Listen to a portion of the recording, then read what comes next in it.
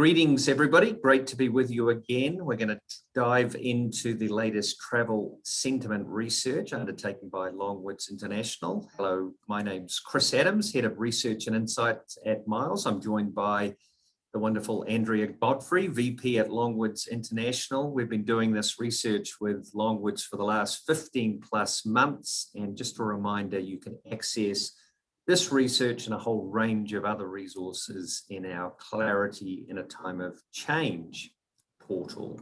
So without further ado, I'm going to pass over to Andrea. And what are we seeing as May comes into June and the travel season's already well underway, Andrea? Well, Chris, we continue to see pre-pandemic highs for travel sentiment, with 90% of American travelers saying that they plan to travel in the next 6 months.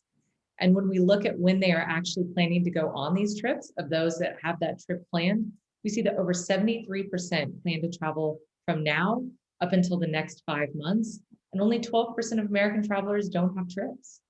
So when we look at the factors that are impacting their decisions to travel in the next 6 months, we continue to see that the coronavirus, the COVID-19, is decreasingly impacting those decisions. And so we're seeing an all-time low of only a quarter of Americans saying that the coronavirus is greatly impacting their decisions to travel. And beyond that, when we look at the personal financial situation, we've seen throughout the entire duration of this study that it sat well below or right at that quarter of American travelers, and it's not come above that. Now, transportation cost, Chris, I want us to keep an eye on this over the next upcoming months, because forecasts are saying that costs for transportation is going to go up. But as of now, we've seen this hover right around only a fifth of travelers saying that it's greatly impacting their decisions. And it was interesting, there was that whole pipeline interruption, wasn't there? And gas prices surged, even as you were in the field with this research. I was very surprised about that.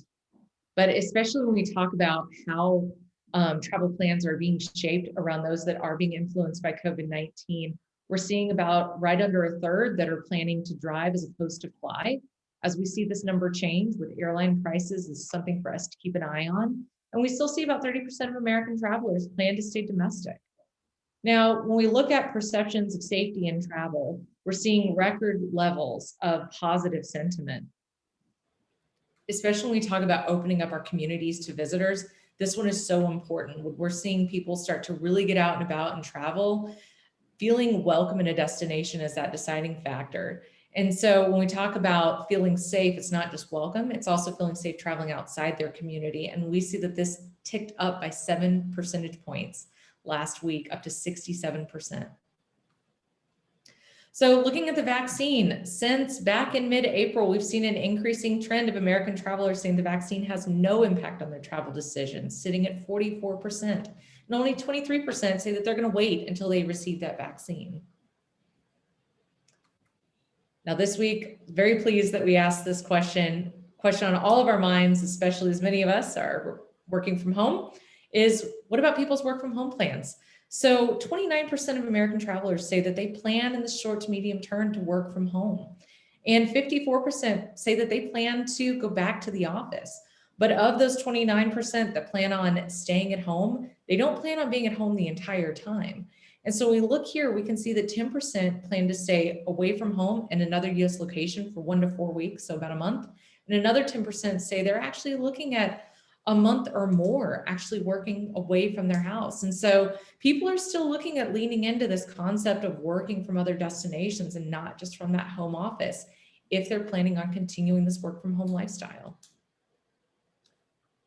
So just in terms of thinking about some of the sort of insights and opportunities here, obviously we're seeing a return to pre-pandemic and in fact above pre-pandemic levels, which is great. And we're seeing some significant progress around how locals and US travelers are feeling about opening up their community and a feeling of safety, which is also wonderful. This whole remote working phenomenon has been a step change, and it's a significant opportunity for many destinations to not only connect with people who might be working remotely, but build enduring opportunities to encourage those people to come back to contribute to the economy or to the community in other ways. But just a final note, the whole sort of vaccination issue, I think, is critical. And we've heard just in the news today about the importance of trying to build the vaccination rates here in the States.